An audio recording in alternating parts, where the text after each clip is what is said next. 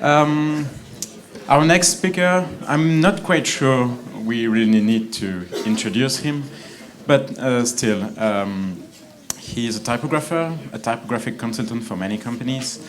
He also was the final editor of the well-known review UNLC. But most of you also may know him as our former ATypI president, so I'm going to call you Herr President from now on. He's now honorary president, so please pay honors to John Barry.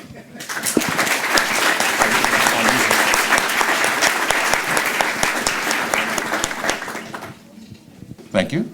I'm going to keep this a little bit short and open it up very early to questions, so please do think about participating. 2 years ago in Amsterdam, I gave a talk called on the Onscreen Page on what was needed to have really good typography for reading on screen, specifically text typography. And then I promised to do an update to that this year. I had hoped to have a very organized, complete overview of all the possible tools that we have. I don't, and I don't think that's just me. I think there is no organized overview.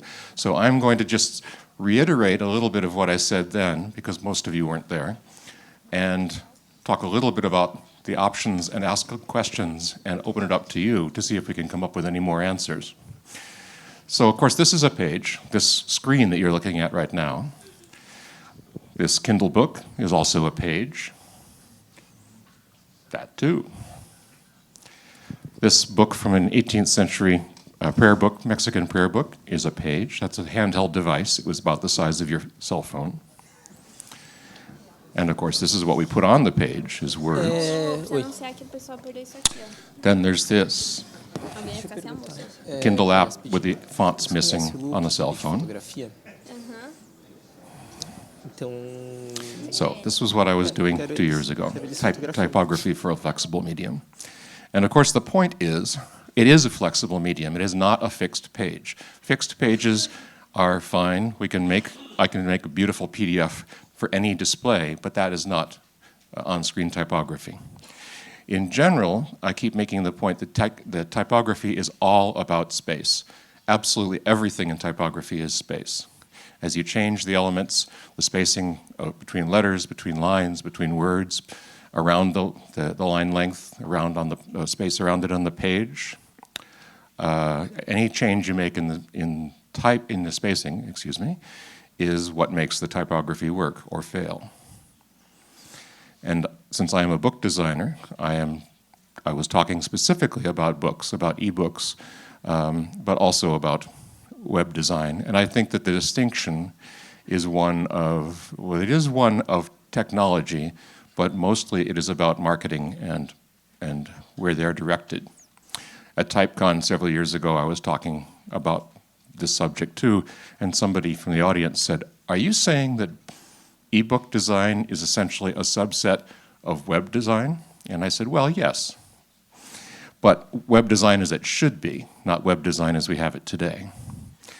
Although that is part of the question and perhaps answer we have to deal with today, because we do have better tools, some better tools for web design of interactive responsive design, which did not exist before. We are used to controlling, as print designers, we're used to controlling the page and to thinking about everything in relation to the edges of the page. On the screen, we don't really do that. On the screen, sometimes I think the design should be built from the middle out, because the edges are not so easily defined. Even you have different sizes, you have different orientations. You may have a media query asking what device and what viewport is being used, but the device may lie. So here's a real book. We've got fonts. This is one of the points I made 2 years ago, and I will make it again. We've got very good fonts for on-screen reading. Not that we don't need more, not that there aren't better solutions to be worked on, but they do exist. But that is the start. That is like being able to put ink on paper. That is not the end result, that is the beginning.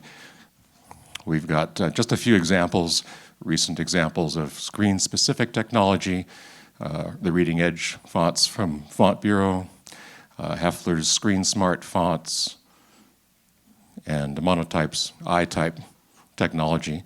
These are just three. This is not by any means comprehensive. And we have workarounds on the web, like a browser's reading mode. If you open up Wikipedia this is Safari, it's an unreadable page.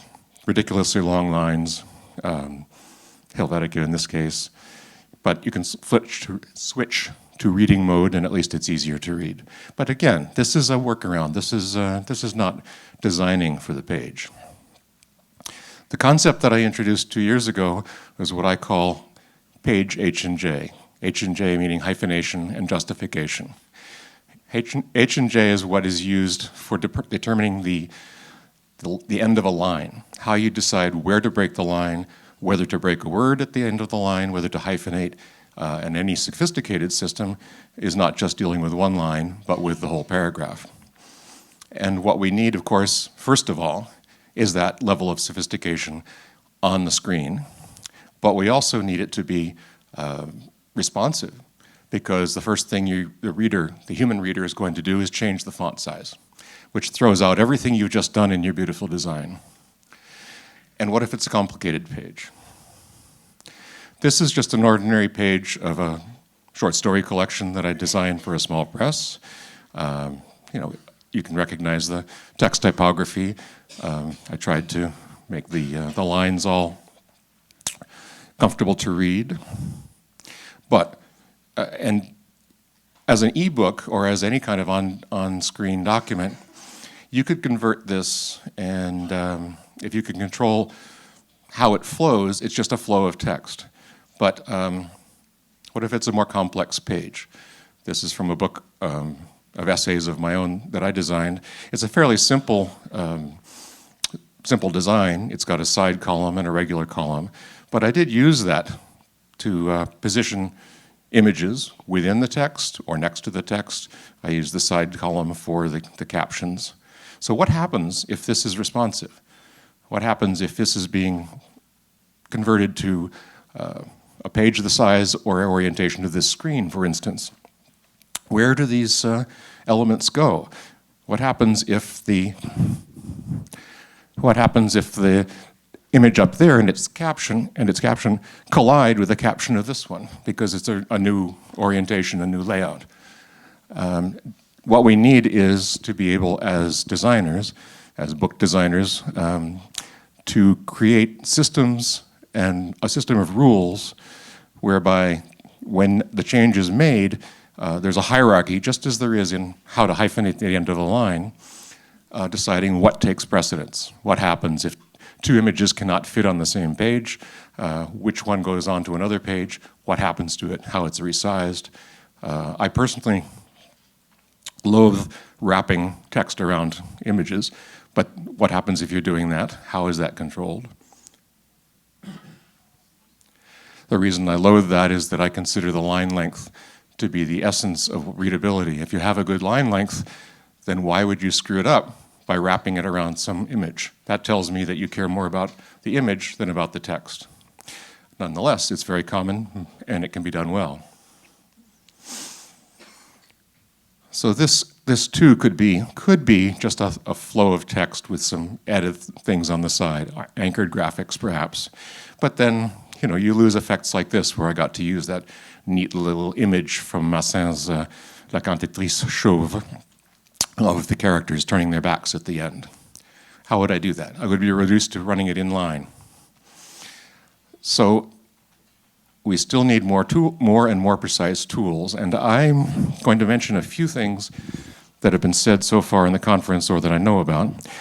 I was struck by Yves Peters' talking about the history of typesetting, and particularly photo typesetting, which is where I came in. I came to typography sideways. I began as a photo typesetter in the late 70s with no knowledge of typography at all. I was one of those unorganized, in the labor sense, typesetters at a small print shop in Seattle. We actually tried to get into a union, but the typographical union would only accept linotype operators. they considered us to be the enemy. In terms of ebook design, I know that Amazon has worked on some new type engines. Eric Menninga has worked on a new composition engine for the Kindle. What they have released so far does some of what it should do, but it is more responsive. It is dealing more with ideal line length and what happens when you change things. And of course, they introduced better typefaces, Bookerly and Ember. Nick Sherman has done some presentations about the idea of software and hardware together that detects how far the reader's eye is from the screen and adjusts things on the screen with that in mind, which would be fascinating and very, very useful, but I suspect also difficult to control. And I was fascinated last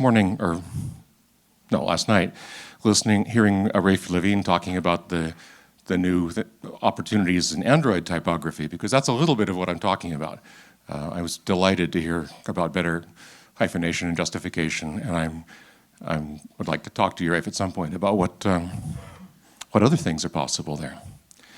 At this point, I am going to ask for questions, because I have nothing but questions on this subject myself, and I suspect you do too.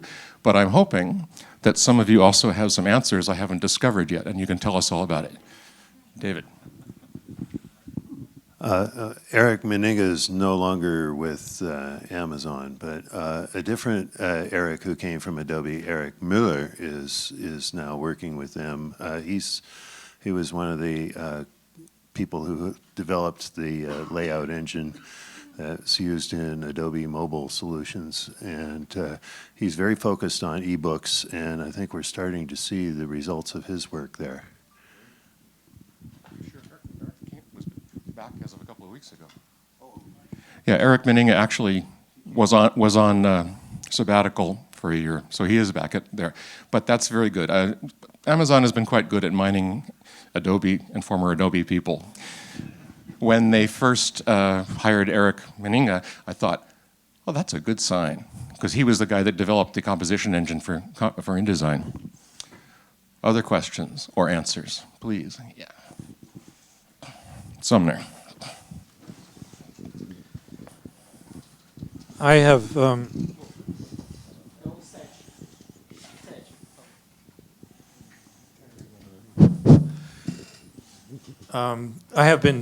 become interested in all this as a reader, but also as a designer, having engaged recently in some book design myself. And one of the things that strikes me is that you immediately realize that you abandon the notion of a spread. Mm-hmm. And abandoning the notion of spread is an aesthetic matter, but it's also a functional matter. And a lot of the baggage that we have about book design comes, I believe, from focusing on the spread. Mm-hmm. And so we have only recently begun to focus on the problem of, the spread disappearing, and now we have this single, and also, that we have the opportunity to both vertically and horizontally move through the document. Mm-hmm. This problem that you mentioned of integrating text and image, a very old problem,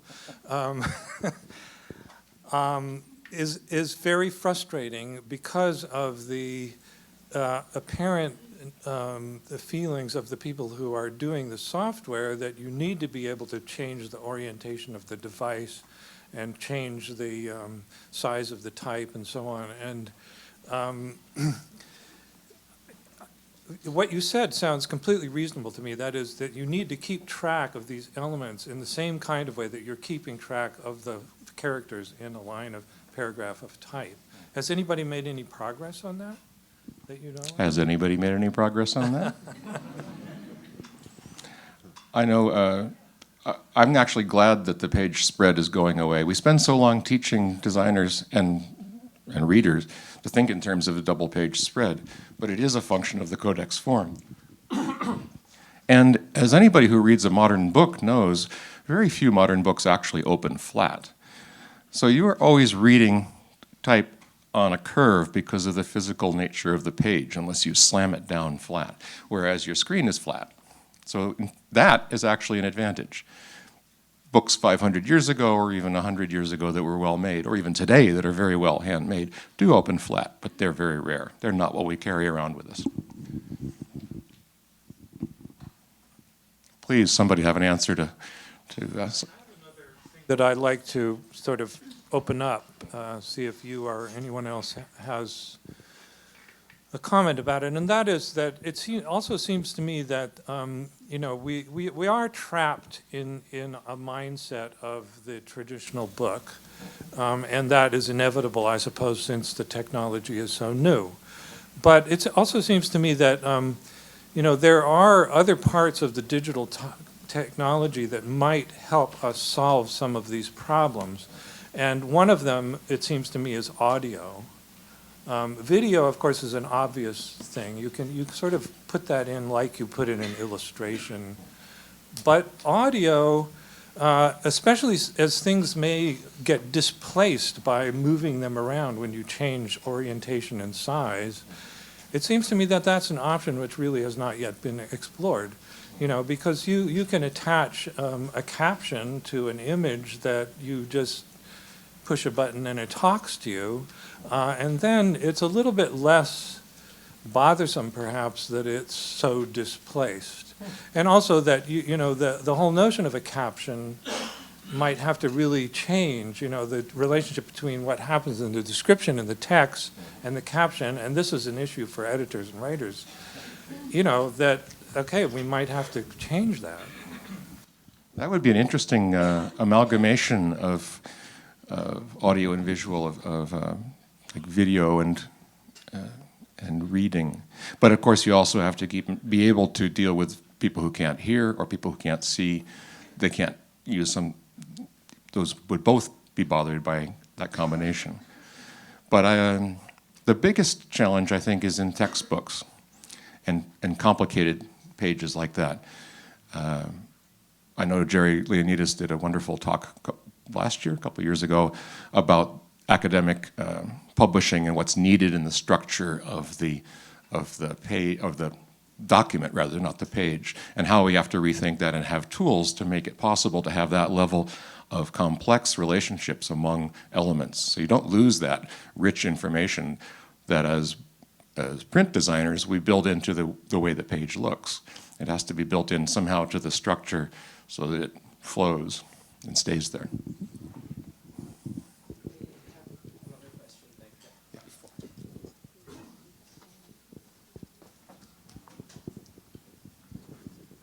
Hi, John. It's not so much of a question, but I have little experience with teaching, and I was wondering, the focus in teaching has often been towards the end result, how things look. And I've noticed that with fluid media, like web design and so on, people have to start thinking less of how things look, but what their original intention is. Because as you design, you intend certain ways to look a certain way, and then you fix it, and in print design, it's the printed result that counts. But if you're in a fluid medium, it's more important to establish the rules that you yourself would be using to achieve a finished page, but stop there. Not go to the finished page, but somehow program or make some rules, features, that whatever the orientation, whatever the medium, whatever the viewport, the design adapts according to your rules, not according to what you intended to achieve originally as a fixed page. So I don't know if anybody else who is teaching, in what way is there already a shift towards going away from the fixed result and going more to a rule-based design, more a program design? I'm not sure, but I'm certainly going to keep that in mind in my own teaching, which I just started doing recently. But I always try to make people think, what is the desired result? Not how do you get there? Not what does it look like, but what do you want to have happen? What is the effect? So this is just an extension of that. That's true in print, but it's also true if you're thinking systematically, then you ought to be able to extend it into this kind of non-fixed realm. And it's possible that students today are so used to thinking that way it will come naturally, but I wouldn't assume that. Right here. Not a question, but the people at medium.com might be nice people to talk to because they're solving a big problem in terms of like longer length reading. And also the guys at IA Writer, the software, they did a good job of doing the writing thing, so maybe they can answer some questions about reading it. I know too, Oliver Lichtenstein has had his own opinions on, I think in Amsterdam. No, not in Amsterdam. Where would he say that? But on his own sort of radical ideas of what should change in terms of adaptation to the screen. Yes, absolutely. And personally, I use IA Writer for that reason. It works so well. Yeah. And just, sorry, one more. I think Work & Co, huge. The guys who are tackling like complex web design problems might be able to solve. They're good designers, just plain designers as well, not only like web That's designers. good. We need much more integration between web design and graphic design, and it's often separated. Web designers, it's changing now, definitely, and everyone you're talking about is a good example. But for a long time, web designers and web engineers would think, well, it's not supposed to look good. It's supposed to just be what it is, you know? It can't look good, it can't possibly. That's an old school, ancient, antiquated idea. And that's bullshit. It has to be dynamic. It has to be not fixed. So as Yves said, you need these systems. It needs to be systematic. It needs to be thought about as a process, not as a fixed end result. You know, I think there is a big difference between book design and web design or publication design, wherever it is. And that has to do, I mean, the best example is the success of the ebook, which just as now seems to be plateauing. But I think all of us, when we travel or for at least some of the books that we read, they're on Kindle or they're in some kind of ebook format. And why is that? Why does that work? And why don't newspapers work in a digital format for the most part? And I think that there's a number of reasons, but the kind of linear river of text that is a book, which started with a scroll, adapts pretty nicely. It's like we forget the codex. But actually, if you think about Kindle, it does page. It bites everything into all the text into pages, and you swipe or push the button, and it keeps going. And they were smart Amazon was smart to put it on every possible platform. Right. In the publication side, we were saddled with the basic setup of the web page, which is by definition, link-driven. So the notion is not necessarily a continual river of text or reading experience, but linking, going to the next place, more lolcats or whatever you like. And it's very difficult. Now, even in a serious publication like The New Yorker, they'll put stupid network advertising from Taboola or Outbrain on their own page. And you're suddenly in some stupid clickbait site. And you're just like, what am I doing? I'm an idiot. I'll never read this again.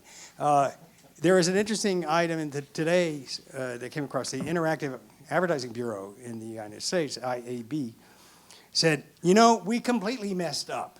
We made the advertising so horrible in the web that people want ad blockers, and Apple has made that possible. And they're saying, maybe if we make the ads better and not flashing at you and not so aggressively ugly, people won't want to block us. It's like 20 years late to figure that out. Maybe if they were good ads that rewarded you and gave you something back for paying attention. Yeah, I do think it's important. It's somehow to bridge that gap between web and publication and e-publication design and long reading, because, as you say, some of the examples are long reading. The New Yorker is by definition long reading, immersive reading within an article, like most books are. We have a question here. Oh, yeah. I would kind of like to pick up on what Eve said. I think it was Eve telling from the voiceover. I didn't see anything there. And I try to be a good example, and just like you before, I stand up so people can see me and identify me. I think I've had very long discussions with trained graphic designers about understanding the medium they are using if they're doing on-screen design. And I think one of the problems is that what's so deep ingrained in many graphic designers still today is when they think about understanding the medium, they only think about the printed page and something fixed. And that's we learned very long the double page spread and everything, and how to do it all right, and all the classic proportions and blah blah blah. And still today, I see graphic designers putting PDFs on their web pages and thinking they're doing web design, and this essentially is not understanding the medium. And what we should, the shift that we should have in at least graphic design education, or maybe it's happening already, I don't know, but as far as I can tell about the German-speaking areas, the problem is that the fixed page, what do you call it, paradigm is so deeply ingrained in us. And the understanding is we should not understand the fixed page, we should understand the medium. And whatever the medium is, we should do something that's appropriate for the medium. Yeah, and so that's where we come to the rule-based design as opposed to the fixed page design. And so some of the problems we have in our head are only from, like the one you described before, how does the one picture not collide with the other picture, and all this stuff are still, I think these are remnants from the fixed page paradigm. So that's what I wanted. I've designed art books, and I think that people who've designed art books and probably high-end cookbooks too, and possibly even computer books, which I've done, are used to thinking that way even for the printed page. I remember designing an art book where the client, which was not so much the publisher as the supplier of the gallery that had all the art, had requirements about what should be shown, what could be shown in a detail or at small size, what had to be full page, how close each image had to come to the reference in the text. But sometimes they would have 5 or 6 references in one paragraph, and each one of those was supposed to be no more than one spread away. Well, and 3 of them had to be full page. Well, that's not going to happen. So what's the hierarchy of which requirement takes precedence over which other one? And that kind of thinking can be transposed easily into, conceptually easily, into responsive and adaptive design. Making it work, of course, is the hard part. My focus has been and is on text, on reading. And so I want to make sure, the whole reason I'm doing this is to make sure that the readable long text, the immersive text, does not get lost as we deal with these adaptations and inventions and understanding of new technology. Don't forget what it's for. Do we have a mic? I've got, yeah.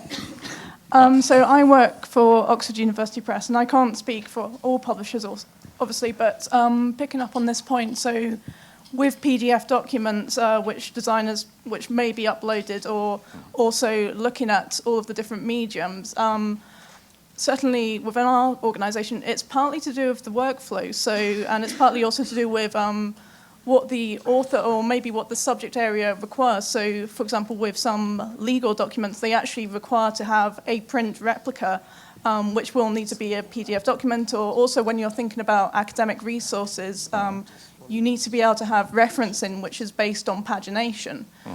Yes. Also, again, so the teams may be separated between your print and your digital operation. So our design department is focused purely on print, and while we do try to follow an XML first approach, it often ends up being an XML last approach, partly to do with how the processes have been put in place, how changes might be made, and especially when you're going back to reprint and legacy versions, how you actually adapt that content. And it may quite often be working back from the PDF or from the live files, depending on how old the live files actually are.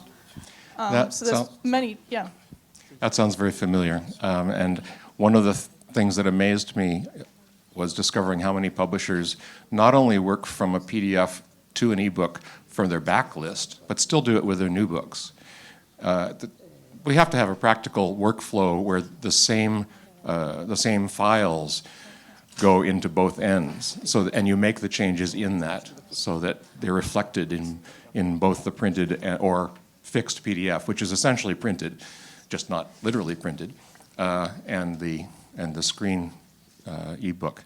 Also, I always like to point out a PDF does not have to be a PDF designed for a printed page. If you're doing a PDF for people to read on screen, design it for the screen. There's nothing worse than trying to read an A4 or 8.5 by 11 page report on a small tablet. You have a question?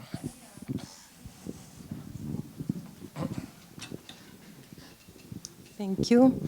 So I wonder, I think we are three different type of universes trying to work in one unique result. And by these three universes, I'm talking about web developers, graphic designers, and I'm also including a little bit the scientific world, because these people are doing loads of research in readability. And I was wondering, how could we get the scientific world and the web developers more involved in typography? When I say typography, is also very much into publishing.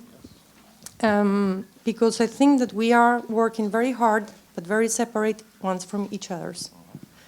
So that's my question. I think, yes, we need to do that. And we need to talk to each other. And the one thing that I started 2 years ago was the Scripted Typographic Institute, which at this point is still basically me with an impressive sounding advisory board. But I'm very willing to be a nodal point in this discussion. So feel free to get in touch. Thank you.